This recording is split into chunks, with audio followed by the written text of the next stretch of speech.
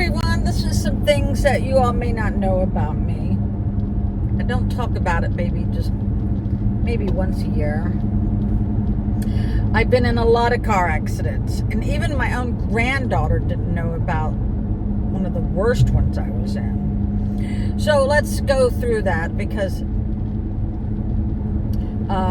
might help you understand where my frame of mind is at sometimes. Okay, when I was 16, I was a passenger with a boy I was dating, and he was a wonderful guy. His name was Randall Campbell, and he's a successful businessman now. But he came over to my house and took me to go get some Dr. Peppers in bottles. He always had I think it was a Falcon. It was a very heavy vehicle, and he would like go over these hills and it would like jump off the ground a little bit. His dad worked at a car lot, a new car lot, and he was driving a brand new vehicle. And well, you want to know what happened? Because the newer vehicles were lighter, we flew 50 feet up in the air and then just dropped like a rock. All four tires busted. I went through the windshield and all the Dr. Peppers broke all over my left arm. I have a huge gash on my left leg just above my knee. My head was cut open from here all the way down to here. He laid me in the middle of the road, because we were in the woods, the car had wrecked into the woods. And I went to the hospital. And when my aunt and my relatives all came, because no one in my family had ever been in an accident before, when they saw me, my aunt said she lost 25 pounds. My head was just cut wide open. And my mother she made sure a very good plastic surgeon was there. And that's why you don't really see the scar there, because he did something different here than he did up here. I had 4 needles sticking out of my head to numb it. I remember laying there forever waiting for the plastic surgeon. It took him forever to sew up this arm because it was jagged cuts.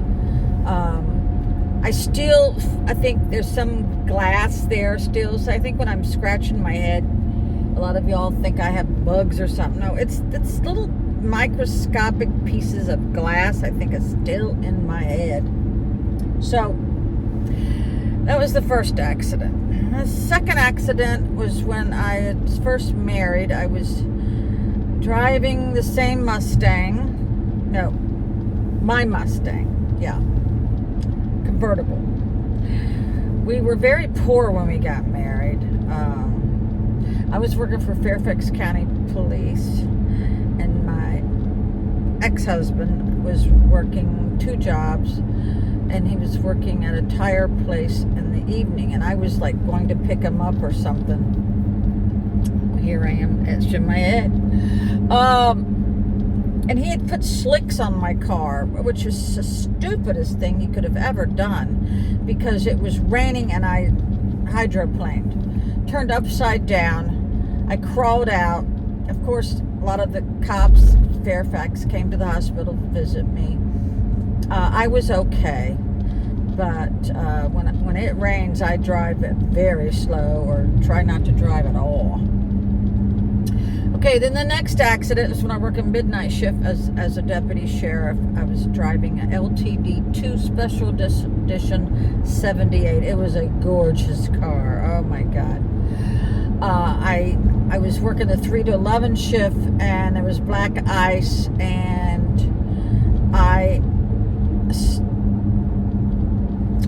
skid, and I had to choose, do I go over an embankment or do I go to the left, which would have meant I would have ran into a new Corvette, which I did.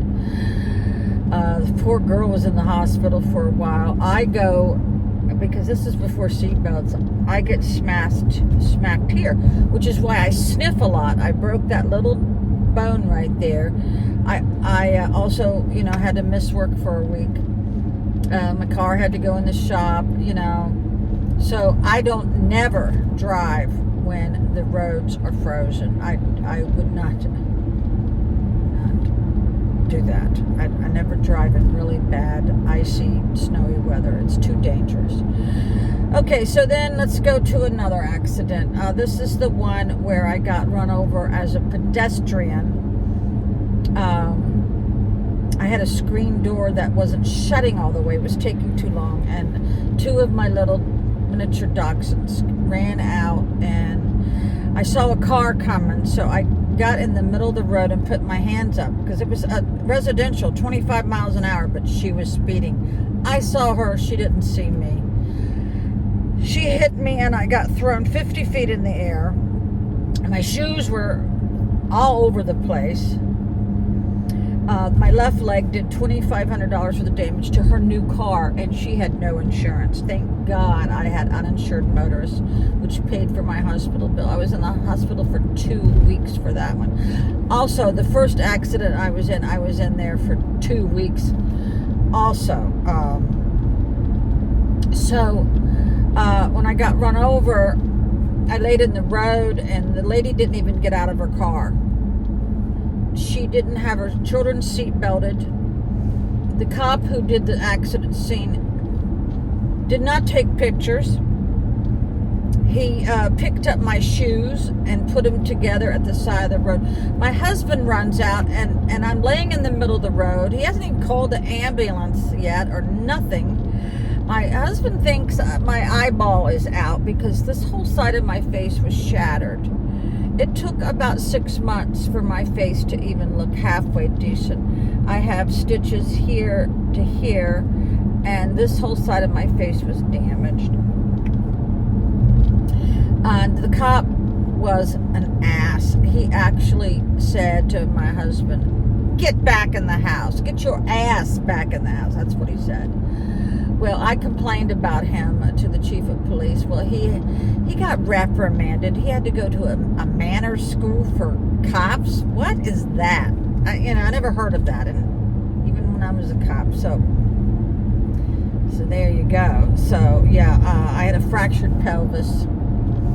My left leg was twice the size of it. I had to get a hospital bed and a little porta potty, but. Yeah, the lady signed an agreement because she didn't have insurance that she would pay me so much a month. Well, they were from another country. They went back to the country. Well, they did own a gas station, but their inventory was leased out, so they didn't have any assets. I couldn't get anything from that, but my uninsured motors paid for that. But that caused me to have severe PTSD. Crossing a road as a pedestrian is very traumatic to me. I have to look both ways and then look again, and sometimes people have to drag me across because I'm a lot better now, believe me, but I'm very, very careful. And when I see kids or bicycles on the side of the road, it just makes my heart skip a beat because it is dangerous to even walk down the side of a road. So those are my accidents. I had a fractured pelvis. There's nothing they can do for that. I kept telling the doctor, I said, something's wrong between my legs, and he kept looking between my legs, giving me an internal examination. He didn't see anything. They had never x-rayed me. They x-rayed my head, but not down there, and they found a fracture. And I think to this day, it still hurts a little bit. But then, since then, I've had both hips replaced, and I was back at work 12 days. Let's see, what else did I have? God, I forget. I have 6 rods put in my back. So I do think that degenerative disc disease is something to do with my hereditary also because of my accidents. So there you go. So I think I'm a walking miracle, and I'm glad to be alive, and I try to make every day count. I try to do something nice for everybody that I know at least once a day. I give somebody a compliment, or I do something nice for somebody, because let me tell you what, people remember that. They do. Thanks for listening. Bye.